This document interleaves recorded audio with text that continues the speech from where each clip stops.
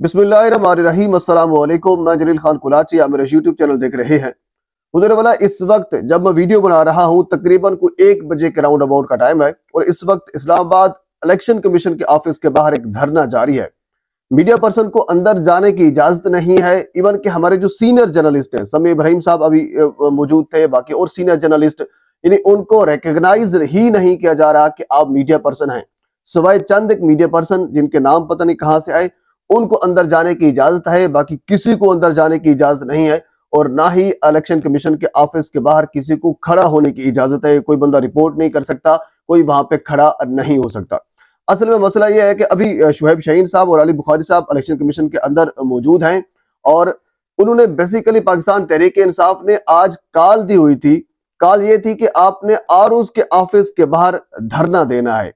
Even के तहरीक इंसाफ का दावा यह है कि हमने इस्लामाबाद की तमाम सीटों के ऊपर पूरा इस्लामाबाद हमने क्लीन स्वीप किया है और इसके अलावा अगर पूरे पाकिस्तान की बात की जाए तो तकरीबन जो तहरीक इंसाफ वाले नंबर दे रहे हैं वो 215 का बनता है। यानी फॉर्म 45 के मुताबिक 215 हलकों के ऊपर पाकिस्तान तहरीक इंसाफ आगे थी और जीत चुकी थी, लेकिन उनको महदूद करके इतना ही महदूद किया गया, अब सिर्फ और सिर्फ 100 के ऊपर आ खड़े हैं। तो अब भी कोशिश की जा रही है, इवन कि अब तो सूबाई असम्बली के ऊपर भी कोशिश की जा रही है। हालांकि जहां तक मेरे पास इतलात आ रही है, केपीके में कुछ लोगों से राब्ता किया गया, जिन्होंने बताया है कि हमसे राब्ता किया गया और उसके बाद फिर इनको नाकामी हुई है। उसकी वजह यह है कि इन्होंने फिर उसके बाद यह सोचा कि अब इतने ज्यादा मर जाने केपीके का तो बहुत ज्यादा बंदे वहां पे हमें तोड़ने पड़ेंगे। तो ज्यादा बंदे हमसे तोड़े नहीं जा रहे, हम खर्चा भी करेंगे, पैसे भी लगाएंगे, ज्यादा बंदे भी वहां से नहीं टूटेंगे तो काम नहीं बनेगा। तो उसके बाद फिर आ गए पंजाब में।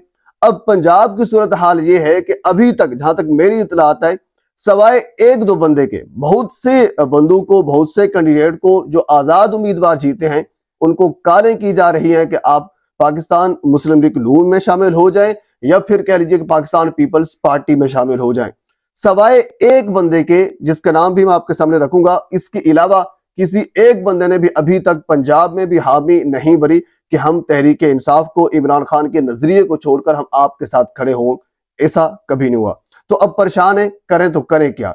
अच्छा, इसके अलावा जो इंतहाई अहम चीज है वो आपके सामने मैं ये रखूंगा कि इस वक्त मरियम नवाज साहबा जो है वो इंतहाई मुश्किल में फंस चुकी है। उसकी वजह यह है कि आपको याद होगा जब आरओज ने मुस्तरद किए थे कागजात नामजदगी, तो उसके बाद लोग अदलिया में चले गए थे, तो अदालतों से उनको इंसाफ मिलना शुरू हो गया था, तो उनके कागजात मंजूर होना शुरू हो गए थे और उसके बाद फिर उन्होंने इलेक्शन भी लड़ा। तो अब यही सूरत हाल है। हालांकि इन्होंने जो स्ट्रेटेजी बनाई थी वो 2 तरह की थी। हमारे बहुत से सीनियर जर्नलिस्ट इस चीज को रिपोर्ट भी कर चुके हैं।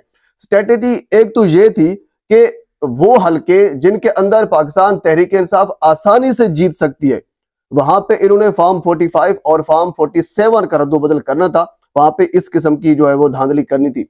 और इसके अलावा वो हलके जहां पे पाकिस्तान तहरीक इंसाफ हार सकती थी या आसानी से नहीं जीत सकती थी, वहां का मंसूबा कुछ और था। मैं आपके सामने मरियम नवाज साहबा के हलके की इलेक्शन उसकी रखता हूं सामने। इवन के इस वक्त भी जो लोग यानी रिपोर्ट कर रहे हैं वो सारे के सारे यही कहते हैं कि तमाम तर पोलिंग स्टेशन महर शराफत मुकाबला कर रहे थे मरियम नवाज साहबा के ऊपर, क्योंकि भारी नफरी तैनात की गई, पुलिस किसी को अंदर जाने की इजाजत नहीं दे रही थी और वीडियो सबूत भी उनके पास मौजूद हैं। फिर वहां ऐसा हुआ कि यानी टेम्परिंग की गई, फॉर्म 45 भी बदला गया और कह लीजिए कि जाली वोट भी डाले गए, इतनी पर्चियां नहीं कटी थी जितने वोट डले थे। यानी इस किस्म का मंसूबा जो है वो अपनाया गया था कुछ हलकों में। तो अब मरियम नवाज साहबा ये फंस चुकी है, क्योंकि महर शराफत ये कहते हैं कि मेरे पास तमाम तर सबूत हैं, यानी तमाम तर सबूतों के बावजूद मैं हार गया हूं, हालांकि फॉर्म 45 के तहत बाकी तमाम तर सबूतों के साथ मैं जीत चुका हूं। तो अब अगर वो अदालत में जाते हैं, जहरी सी बात है अदालत में जाएंगे, सारे के सारे अदालत में जाएंगे, अदालत में जाएंगे तो हो सकता है अदालत उनको रिलीफ दे दे और मरियम नवाज से ये जो सूबाई हल्का है ये वापस हो जाए। हालांकि मरियम नवाज साहबा इस वक्त वजारत आला, वजीर आला पंजाब बनने के लिए तैयार हैं, तैयार बैठी हैं। अगर वो वजीर आला पंजाब बनती हैं और उसके बाद फिर अदालत का फैसला आ जाता है और उनसे ये हल्का वापस ले लिया जाता है तो फिर मसला खड़ा हो जाएगा। अच्छा, अब दूसरा, अगर वो हल्का रखती हैं कौमी असम्बली का, तो इस वक्त जो सूरत हाल चल रही है कि पाकिस्तान तहरीक इंसाफ भी अपनी हुकूमत बना सकती है।